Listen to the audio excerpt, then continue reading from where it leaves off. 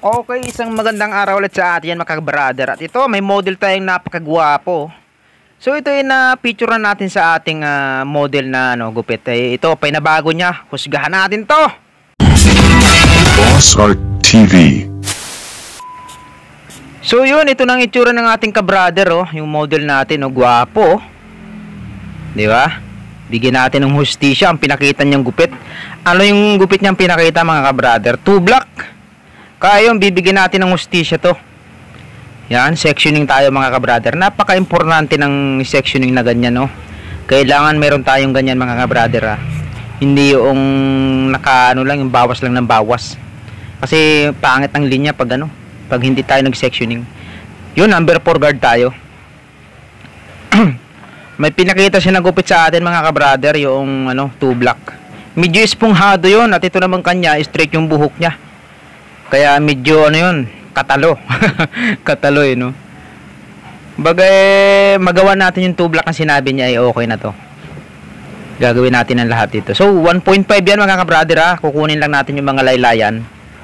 Yan okay, napaka mabilis lang talaga yung gupit na ganito. Nung araw ang gupit na ganito ay undercut ba. Bagay, trim lang to talaga. Yan yan, detailer. Ahit na agad tayo mga ka-brother. Napaka-easy lang nito. Yun Dahanda yan. Pag ganyan ang forma mga ka-brother. Alalay yung hinlalaki sa pagkuha ng ng buhok na inaahit yan. Lalo na sa parting leg na yun. Napaka-delikado ron. Yun, kinuha natin ng detailer yung mga natirang mga buhok-buhok na mga balahibong pusa. Huwag natin naahitin yun kasi papangit yun. Lalaki yun. Yun clipper overcomb tayo doon, at saka ito tatanggalin natin yung kanto gamit itong napaka-solid na gunting natin na ice tempered. Patapos na tayo dito sa kaliwa mga ka-brother. Mapupunta na tayo dyan sa kanan. Okay, same process. Iyan na yun. Ahit na rin tayo dito mga ka-brother. Itong ganitong gupit binabagayan din to mga ka-brother. Yan, ganyan yung likod niya mga ka-brother. Pantay. Yun, clipper overcomb ulit. Patapos na tayo mga ka-brother. Napaka-easy. Yun tapos na Mukhang single tong model natin na to mga ka-brother. Air Force tong pinag-aaralan niya parang piloto. So yun siyempre may counting tayo dyan, himas-himas.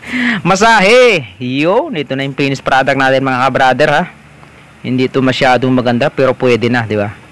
Yun, salamat ulit sa suporta mga ka-brother. Kailangan ko ang suporta nyo para sa mga susunod nating video. Siyempre gaganahan ulit tayong pag-upload, di ba? Yun So yun, hanggang dito na lang muna ang ating ambag ngayon sa mga ka-brother natin yan. Babush, God bless.